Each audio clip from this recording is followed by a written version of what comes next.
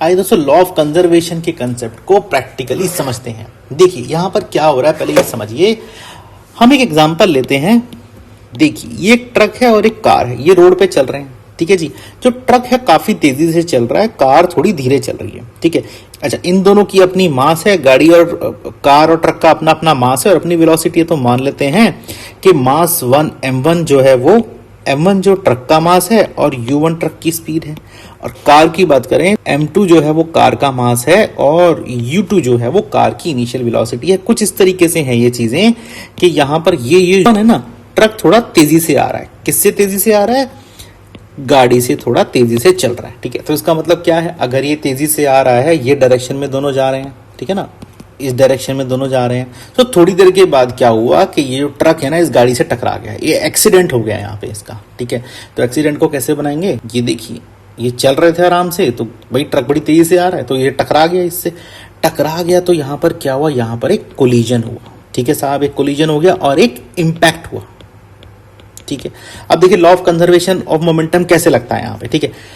ऐसा हुआ तो इसका मतलब क्या, पीछे से एक एक्शन किया था, यहां से एक तेज से झटका दिया था। देखिए पीछे से काफी फोर्सफुली आ रहा था ट्रक और इसने यहां पर गाड़ी को इस तरह से एक कोलिजन यहां इसका बनाया, ठीक है जी, कोलिजन हो गया दोनों। अच्छा, फिर गाड़ी में क्या होता है, गाड़ी में यहाँ पर एक जर्क लगता है, ठीक है ना, एकदम से गाड़ी झटके से आगे की तरफ जाती है ना, जिस तरह एक्सीडेंट होता है गाड़ी एकदम झटके से आगे बढ़ती है। उसके बाद क्या हुआ, जब कोलिजन हो गया उसके जस्ट थोड़ी सी देर, जस्ट कुछ ही टाइम के बाद गाड़ी जो होती है ना वो तो बड़ी तेजी से आगे निकल जाती है, धाड़ करके उसमें पीछे से ट्रक ने मारा तो वो काफी तेजी से आगे निकल जाएगी और ट्रक जो है वो पीछे को जर्क मारेगा, ठीक है ना, पीछे को थोड़ा सा ट्रक आएगा। तो उसका मतलब गाड़ी ने यहाँ पर, ट्रक ने यहाँ पर क्या किया, तो यहाँ पे क्या हुआ, ट्रक ने गाड़ी को, कार को एक एक्शन यहाँ सप्लाई किया। इससे क्या हुआ, जैसे ही एक्शन सप्लाई किया तो न्यूटन का थर्ड लॉ क्या कहता है कि इक्वल एंड अपोजिट रिएक्शन भी यहाँ ट्रक को पक्का मिलेगा ही मिलेगा, ठीक है जी। दोनों चीजें हो गई, मास जो है ट्रक का सेम रहेगा और वेलोसिटी जो है ट्रक की चेंज हो जाएगी, वो हो जाएगी v1। मास जो है कार का m1 हो जाएगा और जो मास और जो वेलोसिटी है गाड़ी की वो v2 हो जाएगी। सो ये सारी चीजें यहाँ पर हमें देखने को मिलेंगी और ये कुछ इस तरह से होगा कि जो v2 होगी ना वो यहाँ बड़ी होगी v1 से। भाई जो इम्पैक्ट हुआ तो इस तरह से उसको ज्यादा पुश मिलेगा, गाड़ी आगे ज्यादा, थोड़ी ज्यादा तेज भागेगी, ठीक है ना। सो यहाँ पर इन तीनों सीन को हम डायग्रामेटिकली 1, 2 और 3 का नाम दे देते हैं पहले तो, ठीक है जी। अब यहाँ पर देखिए क्या है, law of conservation of momentum लगाइए। दो बॉडी कोलाइड कर रही हैं, जैसे हमने डेफिनेशन में बताया, ये दोनों बॉडी का जो मोमेंटम है कंजर्व होगा। पहले तो इनका मोमेंटम बना लीजिए। देखिए मोमेंटम अगर बनाते हैं यहाँ पर तो ट्रक का मोमेंटम क्या होगा, ट्रक का मोमेंटम होगा उसका मास इनटू उसकी वेलोसिटी। सिमिलरली अगर हम कार का मोमेंटम बनाएं सो कार का मास, कार की वेलोसिटी। यहां चलते हैं रिएक्शन थर्ड वाले डायग्राम में, देखिए यहां पर मोमेंटम क्या है, यहां पर जो ट्रक का मोमेंटम है वो क्या है, m1 v1 और यहां पर जो कार का मोमेंटम है वो क्या है, m2 और v2। चीजें आपके सामने हैं। अब इम्पैक्ट वाली जगह चलिए, देखिए जो डायग्राम नंबर 2 है वो बहुत ही इंटरेस्टिंग है। यहां पर देखिए जो मास था ट्रक का, जो मास था ट्रक का इनटू जो उसकी वेलोसिटी थी, ये इस पर्टिकुलर इम्पैक्ट पे जब वो इम्पैक्ट होगा किसके बराबर हो जाएगी दोस्तों, वो हो जाएगी आपके कार के मास इनटू कार की वेलोसिटी के। क्यों? क्योंकि यहां पर ये जो ट्रक है ना, ये जो ट्रक है ये जिस मोमेंटम से भाग रहा था उसने अपना मोमेंटम, उसने अपना पूरा प्रेशर, उसने अपनी पूरी पावर किसको दे दी, कार को दे दी। और उसकी पावर किस में भरी हुई थी भाई, उसकी पावर m1 इंटू v1 में भरी हुई थी और उसने किसको सप्लाई कर दी, m2 इंटू v2 गाड़ी को सप्लाई कर दी। सो ये वाला जो डायग्राम है, ये वाला जो स्ट्रक्चर है वो इम्पैक्ट के टाइम पर आपको फंडामेंटल समझ में आएगा। इम्पैक्ट के टाइम पर ये चीजें आपको समझ में आएंगी। तो अब हम मोमेंटम की बात करें, सो कोलिजन से पहले का एक मोमेंटम था, कोलिजन के बाद का एक मोमेंटम था। सो इन दोनों ही केसेस में अगर हम टोटल मोमेंटम देखें, टोटल मोमेंटम अगर हम देखें तो यहाँ क्या आने वाला है, सिंपल सी बात है, यहाँ पर आप m1 u1 कर दीजिए प्लस ऑफ यहाँ पर आप m2 u2 कर दीजिए, भाई ट्रक का मोमेंटम, गाड़ी का मोमेंटम, और उसके बाद मतलब जब ये कोलिजन हो गया उसके बाद का टोटल मोमेंटम क्या है। यहां पर इसको फाइनल टोटल मोमेंटम कर दिए, यहां पर इनिशियल टोटल मोमेंटम कर दीजिए, तो ये क्या होने वाला है, ये यहां पर होगा आपका m1 v1 प्लस ऑफ ये होगा m2 v2। ठीक है। सो अगर हम कंजर्वेशन ऑफ मोमेंटम की बात करें, लॉ ऑफ मोमेंटम की बात करें, तो यहां पर क्या होने वाला है, लॉ हमें ये कहता है, law of conservation of momentum क्या कहता है, law of conservation of momentum हमें कहेगा कि साहब m1 u1 plus of m2 u2 is equal to m1 v1 plus of m2 u2। ये लॉ कहता है कि जो पहले का कंजर्वेशन है वो बिल्कुल बराबर होगा बाद के कंजर्वेशन से, जब दो बॉडी कोलाइड करेंगी या दो से ज्यादा बॉडी कोलाइड करेंगी। इसी को अब हम आगे और समझते हैं। तो ये हमने लॉ ऑफ कंजर्वेशन बनाया, टोटल जो मोमेंटम है वो बराबर होगा, so total momentum remain constant और conserve provided no external force acting on a body. So दोनों बॉडी आपस में फ्री फ्लो टकराई हैं, इनमें बाहर से और कोई प्रेशर नहीं लगा था। सो momentum is always conserve and it is neither created nor destroyed. ये भी एक फंडामेंटल आप लिख लीजिए कि मोमेंटम जो होता है ना, ये हमेशा कांस्टेंट और कंजर्व रहता है, और मोमेंटम नाइदर क्रिएटेड और नाइदर क्रिएटेड नॉर डिस्ट्रॉयड। सो गाड़ी वाले केस में देखें, जो गाड़ी का इंपैक्ट था, जो ट्रक का इंपैक्ट था, उसने क्या किया, एक्सीडेंट का मतलब क्या है, जिस स्पीड से ट्रक आ रहा था ना वही स्पीड उसने आगे गाड़ी को भी सप्लाई कर दी कि ले भाई तू इस स्पीड से टकरा। तो धाड़ से वो टकराया, गाड़ी आगे मूव करी तेजी से, तो वही चीज गाड़ी ने अपनी स्पीड में भी ले ली। इसी चीज को हम law of conservation of momentum बोलते हैं। इसी फंडामेंटल को और आगे मैथमेटिकली लेकर चलते हैं। क्या हमें मैथमेटिकली लेकर चलना है ये समझ लीजिए पहले। इसी डायग्राम में अगर आप देखेंगे तो यहां पर क्या आपको देखने को मिलेगा, मान लेते हैं यहां पर ये जो है ना, इस ट्रक ने F1 करके एक फोर्स लगाई, ठीक है ना, और जैसे ही ये जर्क हुआ, जैसे ही टकराया, तो जो पीछे से एक रिएक्शन दिया था गाड़ी ने, उसकी फोर्स थी F2। सो F1 जो फोर्स यहां से पीछे से मारी थी ट्रक ने, मतलब ट्रक ने एक तरह का एक्शन किया था, ठीक है, तो F2 किस तरह की फोर्स हुई, F2 एक रिएक्शन फोर्स हुई, ठीक है ना, F2 एक रिएक्शन फोर्स हुई। सो F1 फोर्स ने क्या किया, force time plus F1 force ने क्या किया, F1 फोर्स ने ट्रक की जो मोशन थी ना उसको ऐसे किया, V1 U1 से लेके उसको V1 तक पहुंचा दिया, ठीक है। और F2 फोर्स ने क्या किया साहब, F2 फोर्स ने अच्छा, तो ये कहानी किसने करी, ये F1 फोर्स ने करी जिसे हम एक्शन बोल रहे थे, ठीक है ना। और अगर इसी चीज को हम रिएक्शन के टर्म्स में देखें तो यहां पर फोर्स क्या थी, F2 लग रही थी, इसने क्या किया, इसने जो कार की स्पीड थी U2 को V2 में बदल दिया, ठीक है ना। सो यहां पर क्या आप देखेंगे कि यहां पर कुछ एक चेंज ऑफ स्पीड भी हो रही है। सो इन दोनों केसेस में अगर हम ट्रक की बात करें, ये ट्रक था आपका, ट्रक ने तो एक्शन दिया था, और ये आपकी थी कार, ठीक है। सो ट्रक ने क्या किया आपके लिए, ट्रक ने आपको यहां पर एक चेंज ऑफ वेलोसिटी दी। वो चेंज ऑफ वेलोसिटी क्या थी, ट्रक की चेंज ऑफ वेलोसिटी, ठीक है ना। किसके केस में, ट्रक के केस में क्या होगी, V1 minus of U1 divided by T with respect to time.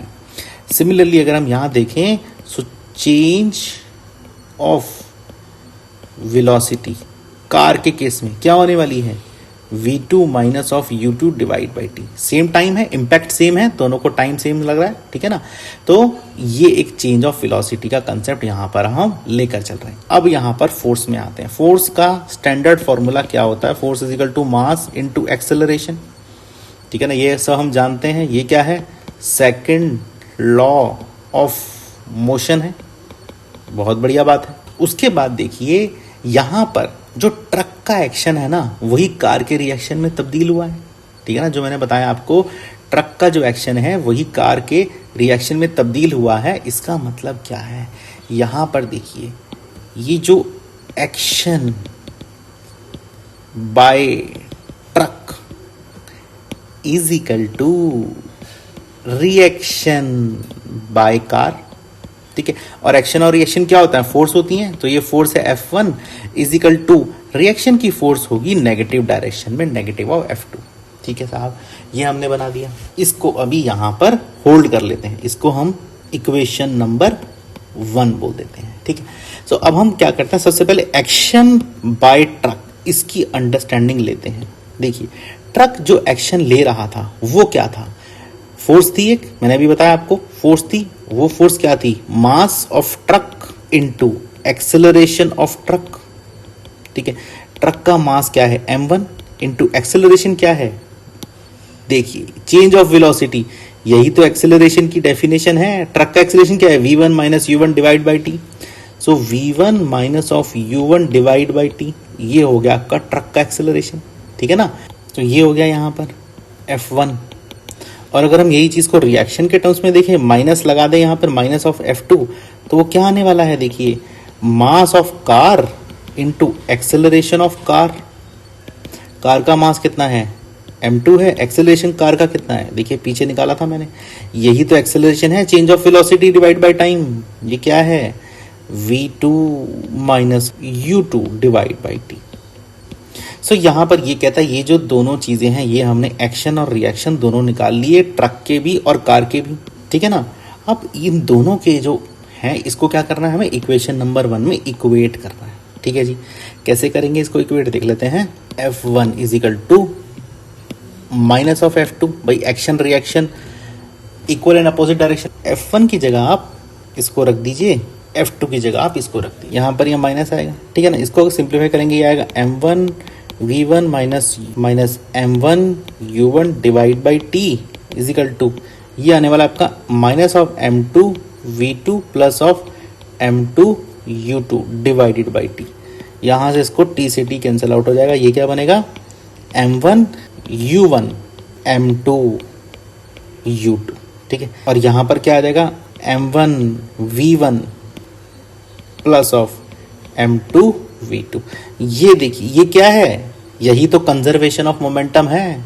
क्या था ये कंसेप्ट, क्या है ये कंसेप्ट, क्या है, ये है total momentum before the collision.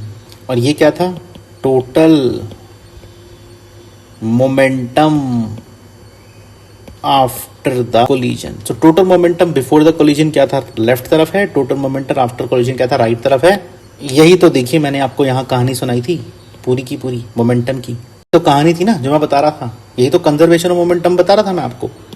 यही देखिए मैंने इस एक्सपेरिमेंट से यहाँ पर, यही देखिए मैंने इस एग्जाम्पल से आपको यहाँ समझाया कि किस तरह से मास और वेलोसिटी काम करते हैं और किस तरह से एक्शन रिएक्शन फोर्स आपस में लग के काम करते हैं, ठीक है ना।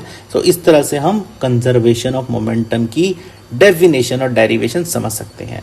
ये देखो हमने मैथमेटिकली इसको यहाँ पर प्रूव करके दिखाया है। प्रैक्टिकल एग्जांपल ले लेते हैं। ये देखिए प्रैक्टिकल एग्जांपल में हमारे पास देखिए यहाँ पर एक है गन, और इसने क्या हुई, बुलेट यहाँ पर, यहाँ इस गन ने बुलेट को छोड़ा, ठीक है। सो यहाँ पर देखिए क्या है, गन का एक मास है अपने आप में, ठीक है, और गन की एक, अच्छा अब यहाँ पर देखिए जैसे ही गन इस बुलेट को छोड़ती है तो गन को ना पीछे के डायरेक्शन में एक जर्क मिलता है, ठीक है ना। ये जो जर्क है ये क्या है इसको समझते हैं। अब यहाँ पर सबसे पहले गन की अगर हम बात करें तो यहाँ पर अगर मोमेंटम देखें गन की साइड में, भाई गन भी एक बॉडी है और यहाँ दूसरी बॉडी है आपकी बुलेट। सो यहाँ पर mass of gun into gun का जो मास है उसको मल्टीप्लाई करिए किससे, रिकॉयल वेलोसिटी ऑफ गन। जो गन की रिकॉयल वेलोसिटी है, जिस जर्क से वो पीछे आई थी, है ना, ये वाली चीज, चाहे थोड़ा सा इसको झटका लगा था, वो जो वेलोसिटी है उसको मास ऑफ गन से मल्टीप्लाई करेंगे, आपको क्या मिलने वाला है, आपको ये मोमेंटम मिलने वाला है। मोमेंटम किस साइड का, अरे भाई साहब गन साइड का, ठीक है। बुलेट साइड में आते हैं। बुलेट साइड में क्या है, आपको यहां पर क्या हुआ, एक तरह से हम देखें एक्शन रिएक्शन वाली बात थी, यहाँ पर अगर हम मोमेंटम, यहाँ पर भी मोमेंटम देख लेते हैं, बुलेट साइड में लिख लीजिए। यहाँ पर मोमेंटम क्या होने वाला है, यहाँ पर मोमेंटम होगा आपका मास ऑफ बुलेट, बुलेट का mass into velocity of bullet, bullet की वेलोसिटी। सो ये कंजर्वेशन ऑफ मोमेंटम यहाँ पर कहलाएगा। ठीक है, सो यहाँ पर आप देखिए इसी तरीके से इसी कंजर्वेशन ऑफ मोमेंटम पे थर्ड लॉ ऑफ मोशन भी डिपेंड करता है। जैसे ही आगे एक्शन हो रहा है उसके रिस्पेक्टिवली पीछे जर्क जो मिला उसका रिएक्शन हो रहा है। सो एक्शन किस डायरेक्शन में है, एक्शन वाला जो मोमेंटम है, एक्शन वाला जो डायरेक्शन, एक्शन वाला डायरेक्शन है आगे गया और उसने मोमेंटम को रिजर्व करने के लिए, कंजर्व करने के लिए, इसको बैलेंस बनाने के लिए इसने एक रिएक्शन फोर्स पीछे मारी। इस तरह से हम रिकॉइल ऑफ गन का एग्जाम्पल ले सकते हैं। इसी तरह से हम एग्जाम्पल लेते हैं बैलून का। बैलून वाले केस में देखिए क्या होता है, यहाँ पर ना जैसे मैंने बताया था आपको, बैलून वाले केस में क्या था, एयर रिलीज हुई थी, एक्शन हो रहा था पीछे और यहाँ पर रिएक्शन होके पुश होके बैलून आगे भाग रहा था। सो इस वाले केस में क्या था, जो एयर रिलीज हो रही थी, जो गैसेस रिलीज हो रही थी, ठीक है ना, बैलून को आपने यहाँ से टक किया होता, जैसे ही उसका धागा खोला तो एक्शन रिएक्शन आपको मिला। सो आपकी जो गैसेस रिलीज हो रही थी, इसने क्या किया, इसने आपका थर्ड लॉ ऑफ मोशन बनाया था भाई, यहाँ एक्शन बनाया था और यहाँ रिएक्शन बनाया था। बट अगर इसको हम कंजर्वेशन ऑफ मोमेंटम के नजरिए से देखें तो यहाँ पर क्या है, यहाँ पर आपके पास मास ऑफ गैस है इनटू वेलोसिटी ऑफ गैस है, और यहाँ पर अगर आप देखें तो यहाँ पर मास ऑफ बैलून है इनटू वेलोसिटी ऑफ बैलून है। ठीक है ना, क्यों, क्योंकि यहाँ एक बॉडी तो है आपकी बैलून और दूसरी बॉडी है गैस। भाई गैस दिखती नहीं बट है, तो इसी को कंजर्वेशन ऑफ मोमेंटम लगाएंगे। So mass of gas into velocity of gas किसके बराबर हो जाएगी, mass of balloon into velocity of balloon के बराबर हो जाएगी। ये फंडामेंटल यहाँ पर लेकर चलेंगे। ठीक है ना, सो हम थर्ड लॉ ऑफ मोशन को भी कंजर्वेशन ऑफ मोमेंटम से समझ सकते हैं। ये क्या था, ये हमारा थर्ड लॉ ऑफ मोशन का भी एग्जाम्पल था। ठीक है ना, यही यहाँ पर ये प्रैक्टिकल एग्जाम्पल भी हमारा थर्ड लॉ ऑफ मोशन का ही था। सो ये भी हमारा थर्ड लॉ ऑफ मोशन का ही था। ठीक है ना, सो इसी तरह से हम इस कंसेप्ट को समझ सकते हैं। सो मास इनटू वेलोसिटी, जो एक्शन हो रहा है वो हमेशा दूसरी तरफ जहां पर भी रिएक्शन हुआ है उसके बराबर होगा। तो जैसे ही हम इसको बोल रहे थे, थर्ड लॉ में हम बोलते थे ना, मास और एक्शन अपने आपस में क्या होते हैं, पेयर में चलते हैं। तो मोमेंटम भी पेयर में चलता है क्योंकि उसको कंजर्व होना है। ठीक है ना, तो जो मोमेंटम पहले था इम्पैक्ट से, वही मोमेंटम बाद में भी होता है। इस तरीके से हम इस कंसेप्ट को समझ सकते हैं और इसकी अंडरस्टैंडिंग ले सकते हैं। दोस्तों आइए आगे चलते हैं।